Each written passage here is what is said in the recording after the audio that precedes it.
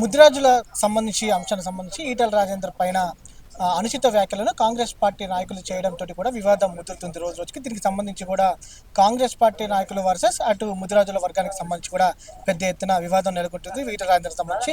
ఇంతకీ ఏది వివాదం అనే అంశానికి సంబంధించి కూడా తెలుసుకునే ప్రయత్నం చేద్దాం. ఏంటంటే వివాదం అసలు ఈటల రాజేందర్ పైన కాంగ్రెస్ పార్టీ నాయకులు ఎలాంటి వ్యాఖ్యలు చేశారంటారు?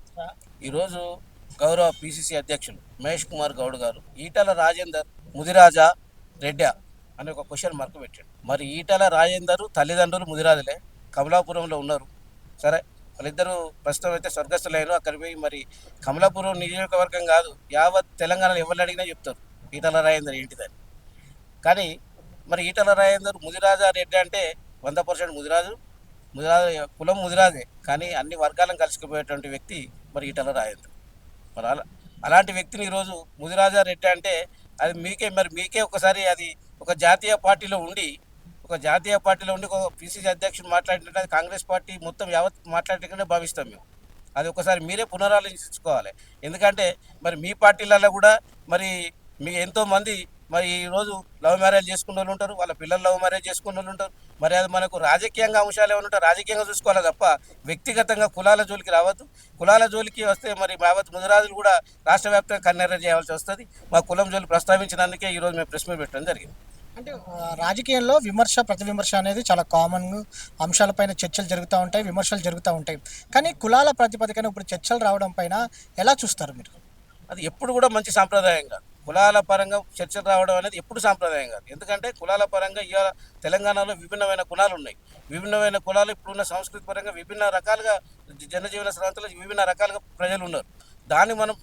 అది ప్రామాణికం కాదు. మనకు ఖచ్చితంగా కావాల్సిన ప్రామాణికం ఏంటంటే ఈరోజు రాజకీయపరమైన రాజకీయపరమైన అంశాల్లో ఈటల రాజేందర్ గారు అక్కడ ఆయన కాని నియోజకవర్గం లోపల ఆయన పర్యటన సందర్భంగా హైడ్రా విషయంగా అక్కడ కన్నీరు మున్నీరై వాళ్ళు ఏడుస్తూ ఉంటే ప్రాబ్లం ఏందని తెలుసుకోవడానికి పోతే వాళ్ళు ఆ సందర్భంలో మీటింగ్ పెట్టినప్పుడు మాట్లాడినటువంటి మాటలు అది మాట్లాడినటువంటి మాటలు తెలంగాణ భాషలో కూడా కామన్గా ఏదైనా మాట్లాడేటప్పుడు నా కొడుకు ఏం చేస్తాను కూడా మాట్లాడతాం. ఆడ గౌరవ ముఖ్యమంత్రి కించపరచాలనే ఉద్దేశం కాదు. అది ఖచ్చితంగా అక్కడ ఉన్నటువంటి పరిస్థితి ప్రాబల్యంతో మాట్లాడినటువంటి మాట. దాన్ని అర్థం చేసుకోలేక, వాళ్ళ పనితనాన్ని అర్థం చేసుకోక, హైడ్రా చేస్తున్నటువంటి విధానాన్ని అర్థం చేసుకోక అతన్ని ప్రత్యక్షంగా ఒక టార్గెట్ చేసి ఏదో కార్నర్ చేయాలని చెప్పి ఏదో చూపించి అధ్యక్ష పదవి రాలేదని చెప్పి ఇంకేదో చేసి ట్రాఫిక్ను డైవర్ట్ చేయకూడదు. ప్రజల యొక్క మూడ్ను డైవర్ట్ చేయకండి దయచేసి. ఇలా గ్రామాలల్లో అత్యంత బాధాకరంగా ప్రజలు ఉన్నారు. వాటిని అర్థం చేసుకుని ఆ పాలనను ప్రజలకు అందించే విధంగా పనిచేయండి తప్ప ఏదో రాజేంద్ర టార్గెట్ చేసినంత మాత్రాన్ని మీరు సక్సెస్ అవుతారని అనుకుంటే అది పొరపాటు. అంటే కాంగ్రెస్ నాయకులు జగ్గారెడ్డి గారు కూడా వివిధ అంశాలపైన మాట్లాడారు. ఈటల రాజేందర్ గారి పైన కూడా ఆరోపణలు చేసినటువంటి అంశం చూస్తూ ఉన్నాము. దీని గురించి మీరు? జగ్గారెడ్డి గురించి మాట్లాడితే చాలా విచిత్రమైన. ఎందుకంటే ఆయన గురించి మీ ప్రెస్ కాదు యావత్ రాష్ట్రం అంతా ఆయన గురించి తెలుసు. జగ్గారెడ్డిని ఇప్పటికే సంగారెడ్డి ప్రజలు 2 సార్లు చీగొట్టింది. ఆల్రెడీ ఇప్పటికీ 2 సార్లు ఓడిపోయాడు. ఆ ఫ్రస్ట్రేషన్లో అసలు ఆయన మాట్లాడిన సందర్భానికి జగ్గారెడ్డి మాట్లాడిన సందర్భానికి అది ఆయన సీఎం గారు ఏమైనా పదవి కావాలంటే పాపం ఏదో ఆయన బ్రతిమలాడుకుంటే ఆయన పదవి తెచ్చుకోవచ్చు. కానీ రాజేంద్ర అన్న తిట్టినంత మాత్రం పదవి వస్తుంది అనుకో తిడతాడు. పెద్ద నాయకుడిని తిట్టిన పదవి వస్తాను. ఆయన పెద్ద నాయకుడు అని మాట్లాడాడు. ఆయన ఏం పెద్ద నాయకుడు మరి ఇప్పుడు చాలామంది తెలుసు ఆయన గురించి, ఆయన వ్యక్తిత్వం గురించి. అంటే కాంగ్రెస్ పార్టీలో కూడా ముదిరాజుల నాయకులు ఉన్నారు. మీరు ఈటల రాజేందర్ వైపు ఉంటారా, కాంగ్రెస్ వైపు ఉంటారా, ఎట్లా అంటారు? ఈటల రాజేందర్ వైపు. రాజకీయపరమైన అంశాలు వచ్చినప్పుడు ఖచ్చితంగా ఈటల రాజేందర్ వైపు ఉంటాము. ఈటల రాజేందర్ జరిగిన దాన్ని ఖచ్చితంగా విమర్శిస్తాం. మరికొంతమంది కూడా మాట్లాడించే ప్రయత్నిద్దాం, వారి అభిప్రాయాన్ని కూడా తెలుసుకునే ప్రయత్నిద్దాం.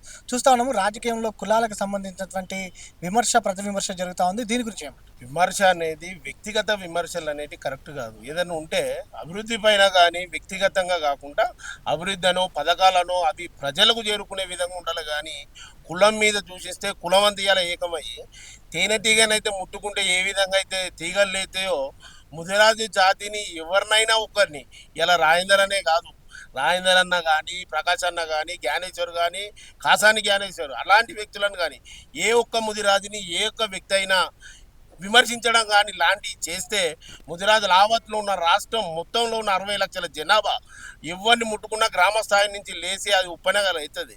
ఎందుకనంటే ఎవరు కూడా ఊపుకునే పరిస్థితి ఉండదు. ఈరోజు ఈ ప్రెస్ మీట్ మేము పెట్టేది ఏంటంటే వీళ్ళకు హెచ్చరించేందుకు క్షమాపణ చెప్పమని చెప్తున్నాము. మేము వాళ్ళని ఏం డామినేట్ చేసేది ఏం లేదు. మేము ఏం చేయాలనేది ఓట్ల పరంగా చేస్తాం. ఓడగొట్టాలన్నా ఏం చేయాలన్నా ముదిరాజులు చేస్తారు, గెలిపించాలన్నా ముదిరాజులు ఏం చేయాలన్నది రెడీగా ఉన్నారని చెప్పి సందర్భంగా తెలియజేస్తున్నాం. ఇది మొత్తం మీద చూస్తే మాత్రం వ్యక్తిగతంగా దూషించినటువంటి నేపథ్యంలో ఖచ్చితంగా క్షమాపణ చెప్పాలని కూడా చెప్తా ఉన్నారు, డిమాండ్ చేస్తూ ఉన్నారు.